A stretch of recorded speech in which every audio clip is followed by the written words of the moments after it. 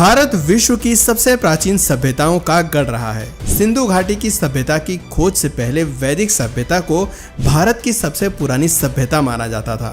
वैदिक सभ्यता के कालखंड में ही वेदों, पुराणों और उपनिषदों की रचना हुई थी।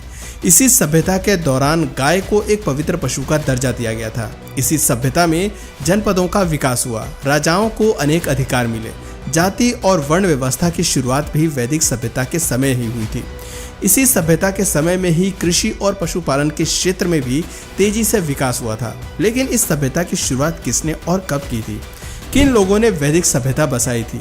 वैदिक सभ्यता को क्यों भारत के इतिहास में विपरीत विकास के तौर पर देखा जाता है? वैदिक सभ्यता किन भागों में बटी हुई है? आपने कई बार वैदिक सभ्यता टर्म के बारे में सुना होगा, लेकिन ये सभ्यता क्या थी और कैसे अस्तित्व में आई, इसके बारे में बहुत कम लोग जानते हैं। आइए वैदिक सभ्यता के इतिहास के बारे में डिटेल में बात करते हैं।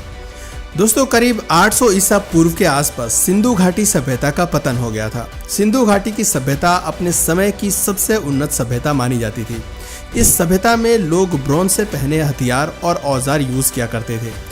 सिटी प्लानिंग और ड्रोनेज सिस्टम भी कमाल का था। लेकिन सिंधु घाटी की सभ्यता के बाद भारत में एक सन्नाटा देखने को मिला और इस सभ्यता के कई सालों के बाद भारत में वैदिक सभ्यता की नींव रखी गई। ये नींव आर्यंस ने रखी थी। आर्यंस कौन थे और कहां से आए थे, इस बारे में इतिहासकारों की एक राय नहीं है। इसको लेकर आज भी विवाद जारी है। कुछ हिस्टोरियंस का मानना है कि आर्य भारत के ही मूल निवासी थे, तो दूसरी ओर अधिकतर एक्सपर्ट्स का मानना है कि आर्यंस मिडिल ईस्ट और यूरेशिया से भारत आए थे। आर्य का मतलब होता है श्रेष्ठ या कुलीन। ये काफी समझदार लोग थे और इन्हें लिखने पढ़ने का ज्ञान था। आर्यंस ने ही भारत में वैदिक सभ्यता की नींव रखी थी। वैदिक सभ्यता का टाइम पीरियड 1500 ईसा पूर्व से 600 ईसा पूर्व के बीच का माना जाता है। करीब 900 सालों तक ये सभ्यता अस्तित्व में रही। आर्यंस कैसे दिखते थे, इसके बारे में भी वर्णन मिलता है। वे गोरे रंग के थे, बलिष्ठ बाहु वाले थे, उनके बाल घुंघराले थे और लंबी नाक थी। वे लोग घोड़ों की सवारी किया करते थे। भारत में पहली बार घोड़ों का इस्तेमाल आर्यंस द्वारा ही किया गया था। अपने रथ के आगे घोड़े बांधकर वे उसे चलाया करते थे। तलवारबाजी और तीर कमान जैसे हथियार चलाने में वो पारंगत थे। खुद की रक्षा के लिए उन्हें ढाल और कवच बनाने भी आते थे। आर्यंस पशुपालन और कृषि कार्यों के जरिए जीविका चलाते थे और उन लोगों की देवी देवताओं में गहरी आस्था थी। वे धार्मिक प्रवृत्ति के लोग थे और अपने देवताओं को प्रसन्न करने के लिए यज्ञ भी किया करते थे। आर्यंस को लिपि की जानकारी नहीं थी। वे इंडो आर्यन लैंग्वेज का यूज करते थे, जिसे संस्कृत के प्राचीन रूप के तौर पर जाना जाता है। भारत में आर्यन सबसे पहले पंजाब प्रांत के इलाके में बसे होंगे, क्योंकि वेदों पुराणों में जिन नदियों का नाम है वो इसी प्रांत में बहती थी। कुछ इतिहासकारों के मुताबिक भारत से ही आर्यंस पूरे मिडिल ईस्ट और यूरोपियन कंट्रीज में फैल गए थे। आर्यंस वैदिक क्रियाएं किया करते थे। वो देवताओं को मानते थे, यज्ञ हवन किया करते थे और एक जैसी भाषा बोलते थे। और जो इनके विपरीत क्रियाएं करते थे उन्हें दस्यु या दास कहा गया है। ये सभी जानकारी हमें ऋग्वेद से प्राप्त होती है। आर्यंस ने धीरे धीरे अपने क्षेत्र का विस्तार किया और संपूर्ण उत्तर भारत में अपना वर्चस्व कायम किया। इस स्थान को उन्होंने आर्यव्रत का नाम दिया। पुरातत्व विभाग की जांच और खनन में वैदिक काल के कई सबूत हमें देखने को मिलते हैं। वैदिक काल को भी 2 भागों में डिवाइड किया गया है। पहला है ऋग्वैदिक काल, जिसमें ऋग्वेद की रचना हुई। 1500 ईसा पूर्व से 1000 ईसा पूर्व तक के समय को ऋग्वैदिक काल कहा गया है। और दूसरा उत्तर वैदिक काल, जिसमें सामवेद, यजुर्वेद और अथर्ववेद की रचना हुई थी। 1000 ईसा पूर्व से 600 ईसा पूर्व तक के टाइम पीरियड को उत्तर वैदिक काल कहा गया है। आइए इन दोनों टाइम पीरियड की खासियत और डिफरेंस को भी समझ लेते हैं।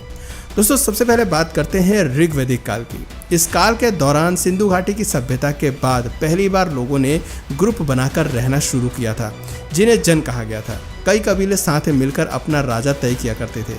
हालांकि इस काल में राजा के पास ज़्यादा पैसा और पावर्स नहीं हुआ करते थे, क्योंकि इस काल में राजा को जनता से कोई टैक्स नहीं मिलता था। राजा अपनी मर्जी से कोई बड़ा फैसला भी नहीं ले सकता था। समिति और संघ के लोगों से सलाह लेने के बाद ही राजा कोई निर्णय लेता था।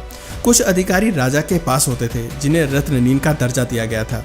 इस काल में लोग कान से, पीतल और टीन की मदद से अपने बर्तन, हथियार और औजार बनाया करते थे।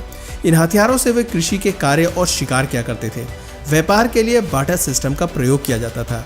ऋग्वैदिक काल में ही गाय को पवित्र पशु का दर्जा दिया गया था। लोग प्रकृति की पूजा किया करते थे और इंद्र को जल का देवता मानते थे।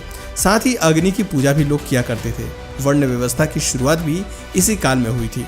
लोगों को कर्म के आधार पर 4 वर्ण में डिवाइड किया गया था, जिनमें ब्राह्मण, क्षत्रिय, वैश्य और शूद्र शामिल थे। इन वर्णों के बारे में हम अपनी पिछली वीडियोस में कई बार आपको बता चुके हैं। बात करें उत्तर वैदिक काल की, तो इस काल में जन और बड़े हो गए थे और उन्हें अब जनपद कहा जाने लगा था। इस काल के लोगों ने लोहे का इस्तेमाल करना शुरू किया और लोहे के हथियार अन्य धातुओं के हथियार से ज़्यादा मजबूत और बेहतर थे। इन औजार के इस्तेमाल से कृषि उद्योग को गति मिली। लोगों ने पशुपालन भी अधिक करना शुरू कर दिया। उत्तर वैदिक काल में टैक्स सिस्टम भी शुरू हो गया। जनता को अपनी कमाई या उत्पाद का 1/16वां हिस्सा राजा को टैक्स के रूप में देना पड़ता था। पहले के मुकाबले अब राजा अमीर होने लगे, वो बड़े बड़े महलों में रहने लगे, उनके अधिकार भी बढ़ गए थे। हालांकि कई फैसलों के लिए उन्हें अभी भी रत्ननील की परमिशन लेनी पड़ती थी, लेकिन अधिकारियों की बात मानने के लिए राजा अब बाध्य नहीं था।